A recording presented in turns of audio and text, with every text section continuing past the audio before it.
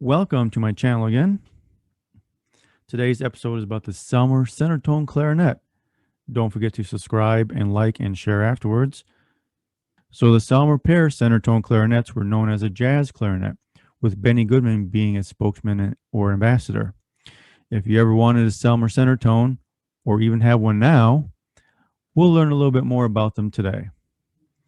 Selmer Centertone clarinets had serial number prefix of PQR in their serial number, and they were manufactured from around 1952 to 1960. At one time, I owned about 3 or 5 of them at the same time. Yes, crazy, I know, but aren't we all crazy? But there was a difference between the clarinets, not the crazies, that is.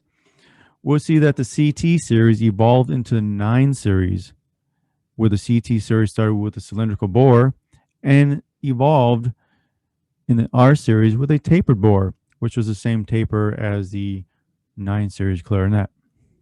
As I mentioned, the early Centertones had cylindrical bores, whereas the later ones had taper bores, the taper being the exact same as early series 9.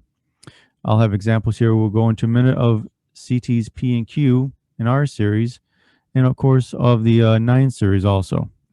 We'll notice that the 9's speaker bushing is a bit higher and smaller on the body, and the lower joint was slightly longer, but both entry and exit bores of both joints were exactly the same.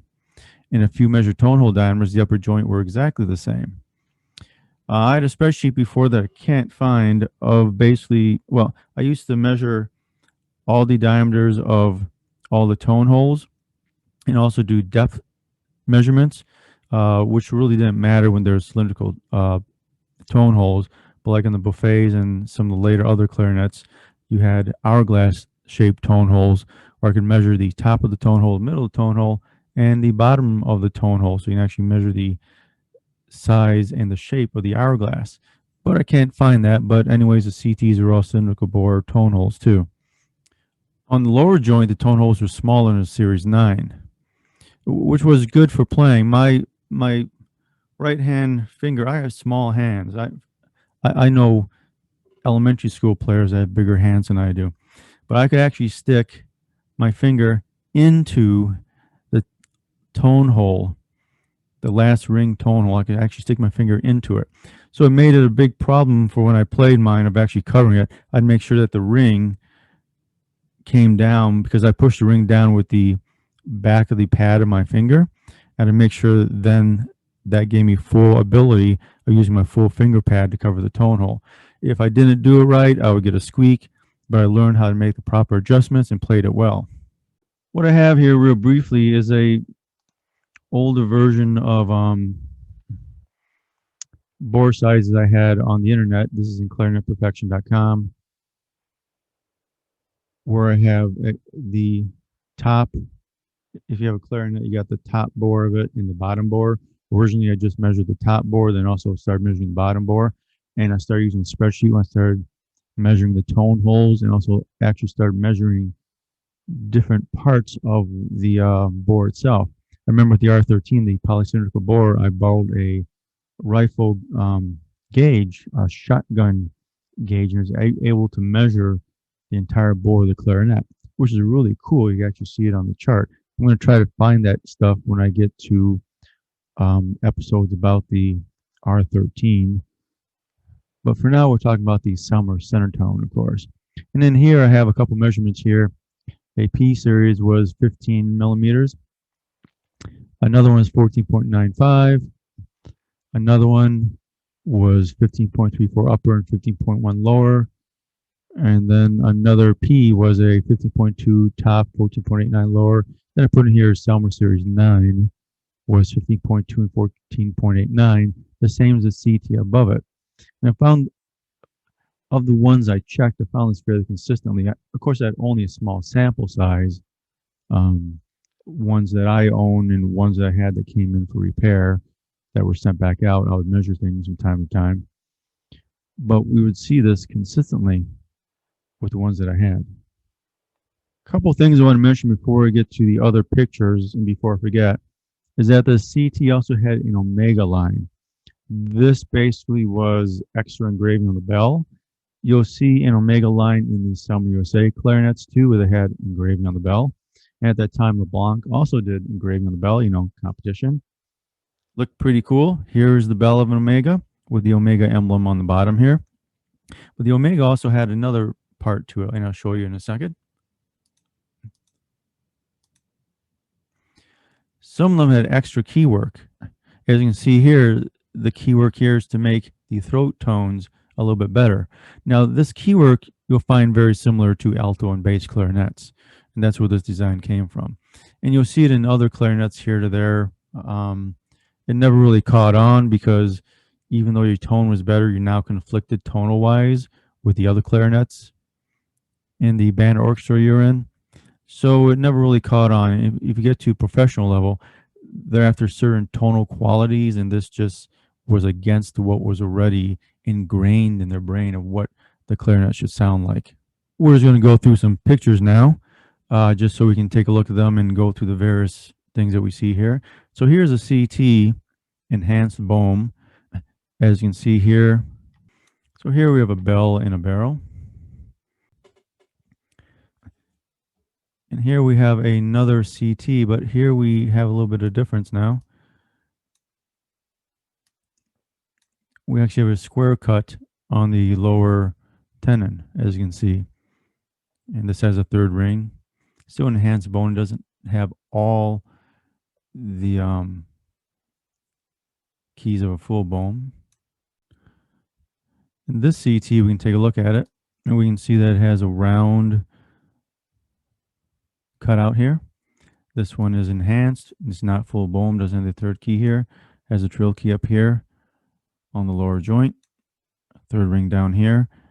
And we got a speaker key here underneath the little sliver key here, which gets pushed down. When you are a technician and you adjust this, the little speaker key below it has to be high enough to not flatten the tone or subdue the tone at all. But when you push the sliver key down, you have to have it at the correct position and height to push this key down and to open up the side key enough so it doesn't subdue the tone a little bit. A little bit of things you learn in being a technician here. I really miss my CTs. They were fun, but like I said, the right hand pinky being shoved in the tone hole was a big problem. If I just did a little bit wrong, my finger just kind of got stuck in the tone hole. Anyways, here we go. A better look at the mechanism we have on top. Little adjustments here, screw adjustment here, C sharp, G sharp with a lower key here. It's really a neat setup. Selmer did it a little bit better than Buffet did. Buffet had a better mechanism when they did full boom later on, but it didn't open up. And if you played at a really fortissimo, the tone got a little bit subdued on the Buffet from the key work just not having the full movement as you did on the Selmers.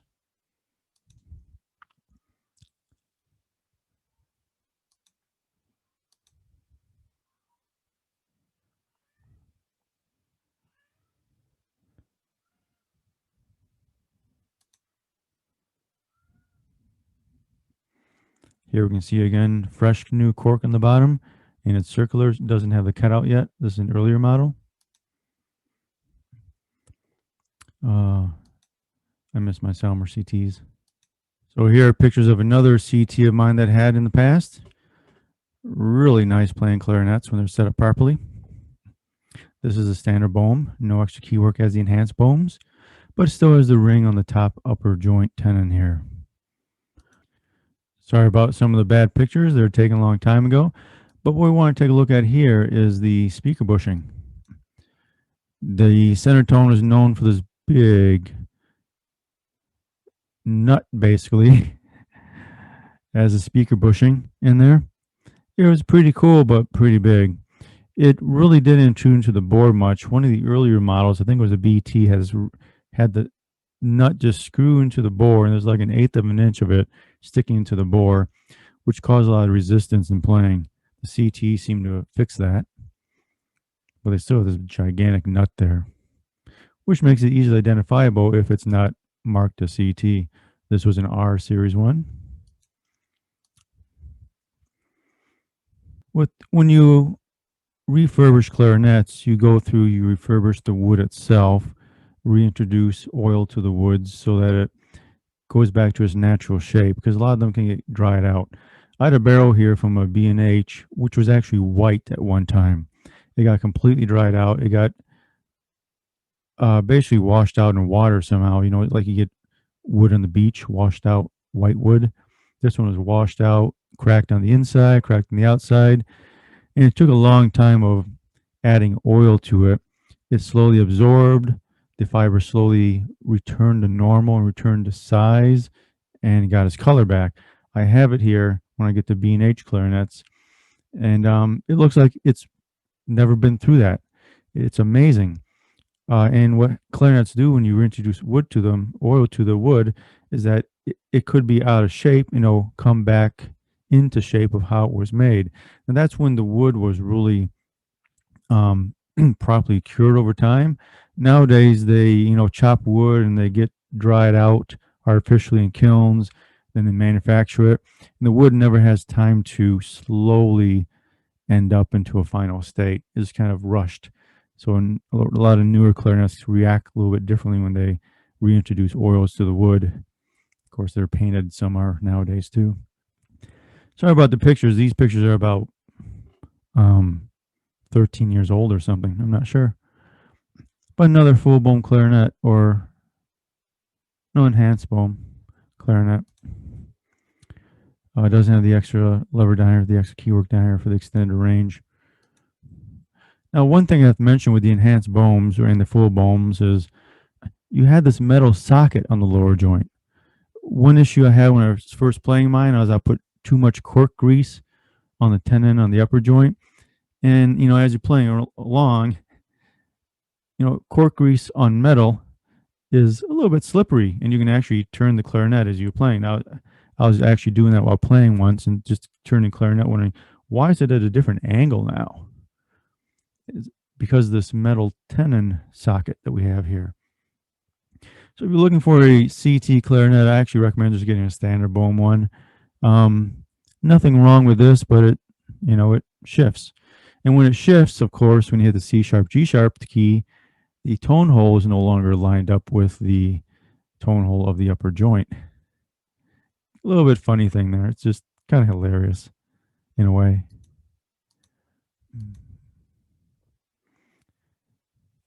Once again, we have a circular tone hole here, not the cutout, square cutout. Really lovely clarinet to have. Here's another one that has a third ring on here. I think we've seen these pictures before, maybe. That's the same workbench as this underneath here. Oh, no. Same workbench over there. Oh, look at that. There's some, yeah, that's with my old lathe I had here. This is some wax for final polishing of a body. Oh, you can see my lathe down there.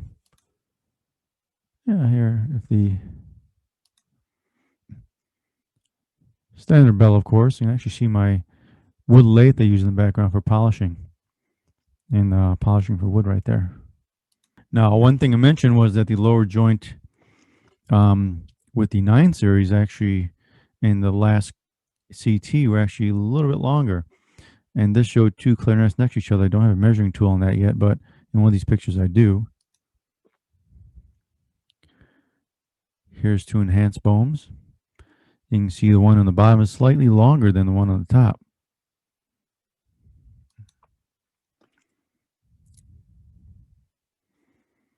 Here's two upper joints. Of course, the one on the top is enhanced. One on the bottom is standard. You also notice that the slotted barrel here, you know, Buffet, one of the things to identify Buffet R13s, pre-R13s is slotted barrel or a flat triangular trill key guide. You know, Selmer had it. Other companies had it also. This one, you can see the square cutout around the tone hole of the enhanced bohm here. So this is a later model.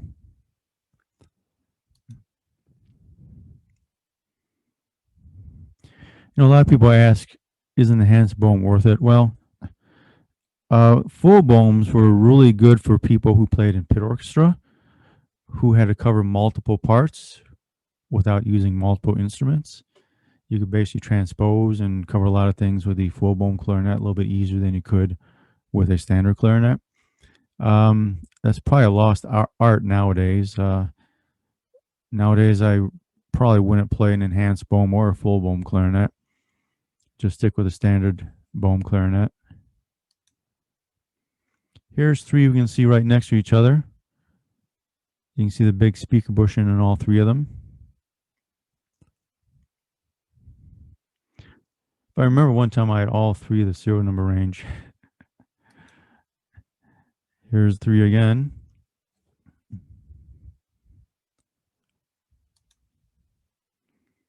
Of course, here's the enhanced boom ones. Oh, this one had a measuring thing on the end.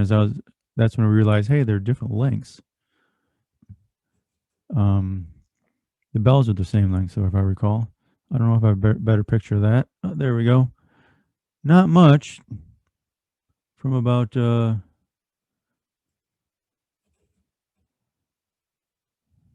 maybe what, quarter centimeter or something. I can't really tell. 4.5 to about 5, half a centimeter. Long enough to notice it when they're right next to each other, though. Not when you're playing it. Here's one with the key work off. We can see the cutout over here, one with the cork on it. This top one you can see is enhanced boom with the third ring on it, with the extra speaker key with the third ring and second ring. And the one on the bottom is one without the speaker key, without the third ring, with a square cutout here. One thing about the CTs that I realized once, when I polished some of these posts and stuff, is I put it on my wood lathe that I had, which basically holds the clarinet between the posts on the lathe through the inner bore. And if you squeeze it too much, you can actually crack this right here, crack the tenon itself, which ends up being kind of a pain. You got to do a carbon band here and a carbon band here. Use some industrial strength super glue to fill in this as you compress it to make sure it never opens up again, and everything works just fine. I thought about, cutting it out, replacing the tenon. It's like, oh, this would be a pain in the butt, but it seemed to work pretty good. This one here wasn't quite clean yet. You can see the cutouts here for the tone holes. This is the key underneath the key here, and you can see a little metal slot here on here, which is for the flat spring that rubs up against it rather than rubbing up against the wood. And you'll see this on some really on the better price clarinets. You have little pads here for the flat springs to push against rather than wood itself. Other clarinets, you have slots in the wood, like here, without a metal insert.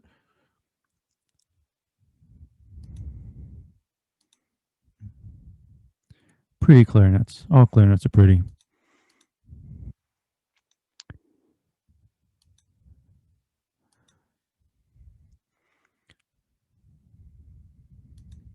What we have here is one of the brochures of the new CT.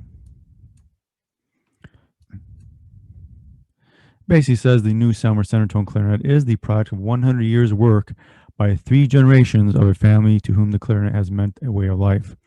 The third generation of the family spent 12 years in the creation of this new model, which brings you an instrument with unparalleled uniformity of scale. And as we learned in the later version of the CT, they tapered the bore a bit, which gave it a little bit more parallel uniformity of scale. As we learned, as the whole industry learned, tapering the bore really helps standardize the feel that you hear, feel that you have in back pressure on the upper joint of the clarinet. Goes on to say only the finest wood from the Selmer Reserve of aged Granadilla timber is used to fashion the new bores, and the discriminating soloist is able to acquire truly matched A and B flat instruments.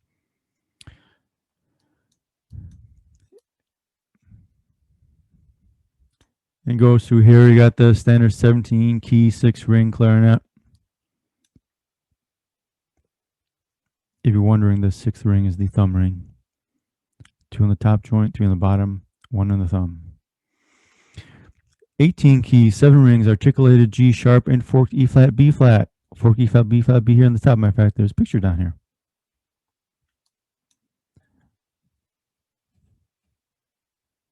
Forked E flat, B flat, which I showed you one had this little speaker key underneath the lever for the E flat, B flat here, which pushed it down.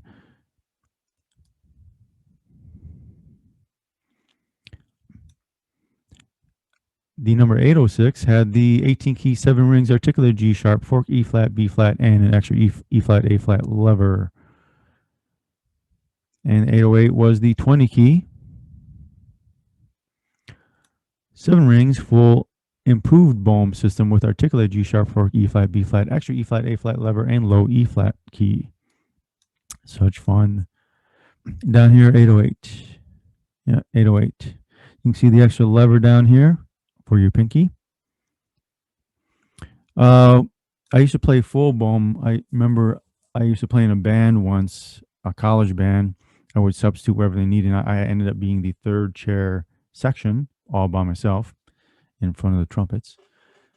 And because I was in front of the trumpets and I was the only 3rd chair, they told me to play out more. So I actually brought my Selmer CT and I actually outblew the trumpets once. I remember the director was like, "Whoa, you're blowing out the trumpets. Scale it down some. Can't hear the other clarinets either." So you can really get a lot of power with the Selmer CT. Also, I sprained my hand once, and having a full Bohm, especially if you sprain your pinky, having a full Bohm really helps because you can play all the notes with one of your pinkies. You don't need both of them. You end up learning a lot when you do that, but hey, that's what full Bohms are for too. It says here, genuine Selmer center tone instruments can be identified by this distinctive octave vent right on the side here. Oh, what fun. Here we have a picture of our Lord and Savior, Benny Goodman, playing his Selmer CT. Look at that. Looks like he played his standard Bohm. I remember seeing Benny Goodman, I think twice in concert back when I was in middle school and high school, I believe, which was last century. Oh, it was a long time ago. Remember seeing him when he was younger, and when he was older. Really great. If you get a chance to buy some CDs or stuff, I recommend doing that or listening to it online someplace. They actually had a brochure once, I guess, of the CT with a crystal mouthpiece on it. I actually have a bunch of crystal mouthpieces here, some of the vintage O'Brien mouthpieces, and a letter from one of the O'Brien clan about the history of O'Brien mouthpieces. And I'll be doing a episode about those. What's really neat is I have one that's significantly longer than the other ones, and it really has a smooth playing tendencies to it. And I'll be doing taking the volume of the internal bore of the mouthpieces to compare at least probably 3 or 4 of them that I have. I have more, but probably just do analysis of 3 or 4 of them specifically, just to see the differences of them, then talk about how they're designed differently, then talk about the different clan members that actually made them. There wasn't just one of the O'Briens that made them. Actually, a couple of them made them. So depending on which vintage you have and era you have, it could have been made by a particular O'Brien or not. One time I had the chance and opportunity to play and set up a really nice Selmer center tone A clarinet. And I compared it to one of my B flat ones and also to my other A clarinets. Of course, this was the center tone of Selmer's jazz clarinet, as I mentioned before. But not only is it jazz clarinet only, I believe the entire clarinet section of the Boston Symphony at that time used them back in the day. They're considered jazz clarinet because they're very flexible in the dynamics you can have. And we'll learn more about that in other clarinets too. But you don't have to blow your brains out to be loud on them. You can also play on them nicely in a symphony. Use a smaller tip mouthpiece. They're very excellent symphony playing clarinets, even though it was known as jazz clarinet by Benny Goodman. And as I mentioned, remember the CT has large tone holes. The large bore and large tone holes allow the player to blow as much as they want, with a mouthpiece reed combination really being the point of resistance. In other words, if you need to be as loud as possible, the CT was the clarinet to have, especially if you don't have a mic. Of course, on the other hand, the spectrum is one able to control the instrument to its finest pianissimos. My CTs I actually owned, I mentioned before, you can easily overblow a whole trumpet section. Oh, the funny stories, right? Tonally, they're full sounding and have a full, deep, woody tone. Not as deep as, say, the more modern Selmer Artiste, but it's pretty good. The Selmer Artiste is one of the larger bore, more modern ones. I think they dropped it like 8 years ago. But if I were to buy another Selmer, I would try to buy an Artiste. I really like them. The upper register sings real nice and clear all the way through altissimo. The large tone holes don't restrict the tone at all, and all the notes become clear from top to bottom. It's really a nice clarinet to have. It's really enjoyable to play. So if you ever get a chance to play one, I fully recommend having one. Even if you use it as a backup clarinet, they're great to have. If you have small fingers like me, that's the only thing you may not like is your third finger here goes on a really large tone hole. And like I mentioned, I could actually stick my finger into that tone hole. Anyways, I really hope you learned something today about the Selmer CT and how it evolved over time and different versions of it. I want to thank you for listening to my ramblings. Questions or comments, put them down below. Don't forget to like, thumbs up, subscribe, and share. You gotta love the knowledge, gotta love life, and you gotta love clarinets, especially the Selmer center tone. See you next time.